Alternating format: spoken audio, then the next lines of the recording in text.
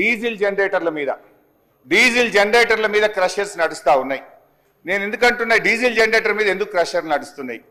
మన స్టేట్ యొక్క mining rules 2000 act కానీ మీ ప్రభుత్వం కూడా ఒక జీవో తెచ్చింది, GO number 26 Telangana stone crusher rules 2025 కొత్తగా అధికారంలోకి వచ్చిన ప్రభుత్వం కూడా జీవో 26 ద్వారా కొత్తగా ఈ రాష్ట్రంలో ఎవరైనా స్టోన్ క్రషర్ పెట్టాలంటే ఎలాంటి నియమ నిబంధనలు పాటించాలో మీ ప్రభుత్వమే ఒక జీవో కూడా తెచ్చింది.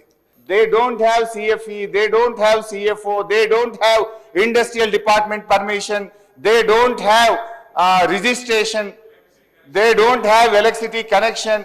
సో ఎలక్ట్రిసిటీ కనెక్షన్ ఎందుకు చేస్తున్నారు? విద్యుత్ శాఖ వాళ్ళు ఒక క్రషర్ కు కనెక్షన్ ఇవ్వాలంటే ఏమడుగుతారు? నీ రిజిస్ట్రేషన్ చూపి, నీ సిఎఫ్ఈ చూపి, నీ సిఎఫ్ఓ చూపి, ఇవి నీ మినరల్ డీలర్ లైసెన్స్ చూపి. అవేవి లేనప్పుడు ఏమైతుంది? ఎలక్ట్రిసిటీ వాళ్ళు కనెక్షన్ ఇవ్వరు. ఇవ్వకపోవడం వల్ల ఏమైతుంది? డీజిల్ జనరేటర్లు పెట్టి అక్రమంగా మైనింగ్ చేస్తా ఉన్నారు. ఈ అక్రమ మైనింగ్ విషయంలో కూడా మంత్రి గారికి పూర్తి అవగాహన ఉంటుంది, వారు బాగా చదువుకున్నారు.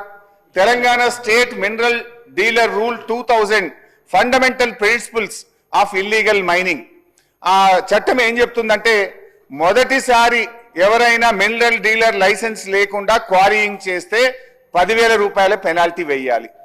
అదే కంపెనీ రెండవసారి కూడా తప్పు చేసి మినరల్ డీలర్ లైసెన్స్ లేకుండా మళ్ళీ రెండవసారి కూడా అధికారులకు పట్టుబడితే 25,000 రూపాయల జరిమానా, 1 సంవత్సర కఠిన కారాగార శిక్ష వేయాలని కూడా మన చట్టం, మన రాష్ట్రంలో ఉన్న చట్టం చెప్తుంది.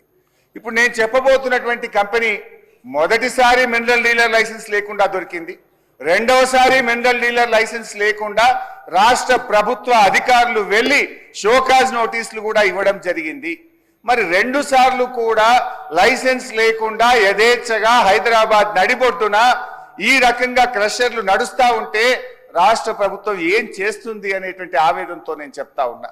ఈ రాష్ట్ర ప్రభుత్వానికి కోట్ల రూపాయల తూట్లు పడతా ఉన్నాయి, కోట్ల రూపాయలు ఖజానాకు గండి పడతా ఉంటే కూడా రాష్ట్ర ప్రభుత్వం నిమ్మకు నీరెత్తినట్టుగా ఉంది. అందుకే మేము అనాల్సి వచ్చింది రక్షకుడే భక్షకుడైన వేళ అని. దయచేసి ఆలోచించండి.